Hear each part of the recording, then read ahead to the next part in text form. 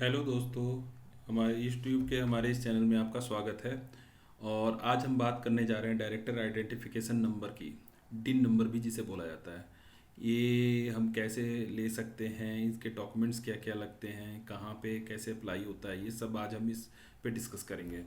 तो सबसे पहले तो डायरेक्टर आइडेंटिफिकेशन नंबर का एक फॉर्म होता है जिसे DIR 3 फॉर्म कहते हैं। ये मिनिस्ट्री ऑफ कॉर्पोरेट अफेयर्स के साइट पे mca.gov.in से इस फॉर्म को डाउनलोड करते हैं। उसके बाद इस फॉर्म को ओपन करने के बाद इसमें बेसिकली डॉक्यूमेंट्स की अगर बात करें तो हमें इस फॉर्म को फिल करके अपलोड करने के लिए हमें 5 डॉक्यूमेंट्स की रिक्वायरमेंट होगी मिनिमम। पहला पैन नंबर, आधार या वोटर आईडी, पासपोर्ट कुछ भी। फिर उसके बाद मेल आईडी, फिर कॉन्टैक्ट नंबर और एक DSC। ये सब चीज़ें अब हम ले अरेंज करने के बाद अब हम इसे देखते हैं कि इसमें क्या क्या चीज़ें कहाँ पे कैसे डालनी है। तो जैसे कि हम देखते हैं कि एप्लीकेंट नेम में पैन पे आपके जो भी एप्लीकेंट है जिनका डिन नंबर लेना है, डायरेक्टर नंबर लेना है, तो उसका एप्लीकेंट नेम में फर्स्ट नेम, लास्ट नेम और मिडिल नेम इसके अकॉर्डिंगली हम इसमें फिल कर देते हैं। और यहाँ पे फोटोग्राफ्स, पासपोर्ट साइज फ़ोटो यहाँ पे अटैच कर देते हैं।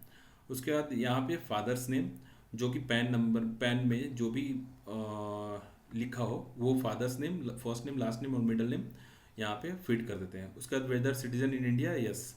और नेशनैलिटी ड्रॉप डाउन बॉक्स से इंडिया सेलेक्ट कर लेते हैं। फॉरेन के केस में डॉक्यूमेंटेशन पार्ट जो होता है वो डिफरेंट होता है। वहाँ पे हमें अपोस्टाइल डॉक्यूमेंट चाहिए होती है, वो हम उस कॉन्टेक्स्ट में नहीं जा रहे हैं। हम बेसिकली नॉर्मली इंडियन सिटीजन्स की बात करके वहाँ पे देखते हैं कि कैसे करते हैं।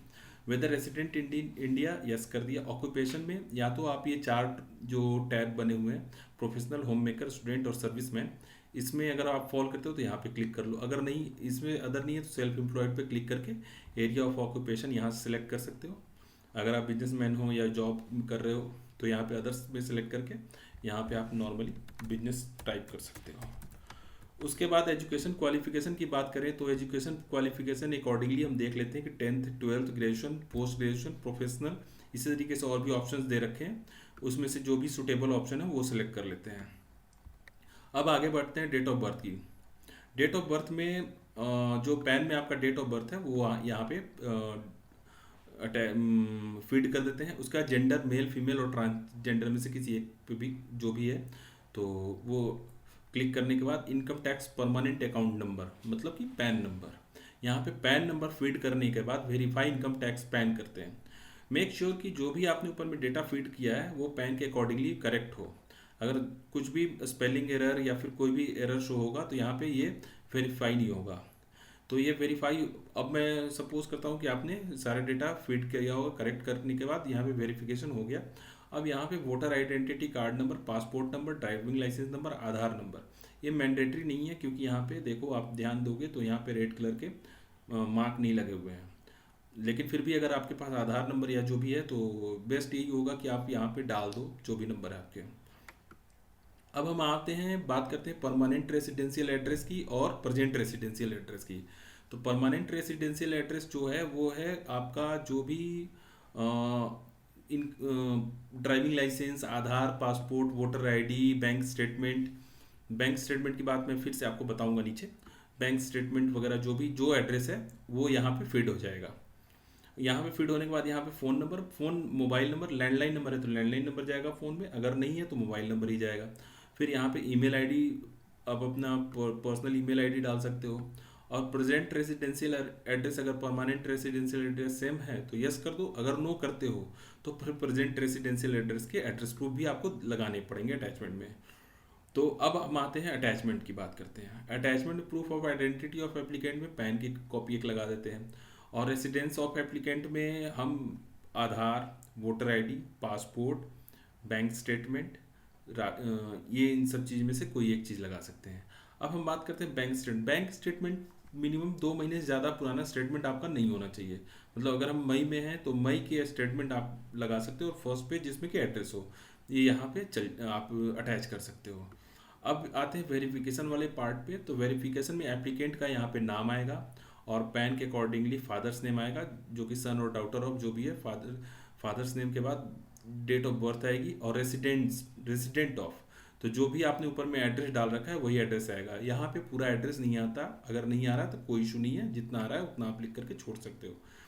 अब यहाँ पे सर्टिफिकेशन, यहाँ पे सारे क्लिक कर दोगे कि जितने भी बॉक्सेस हैं उन सबको।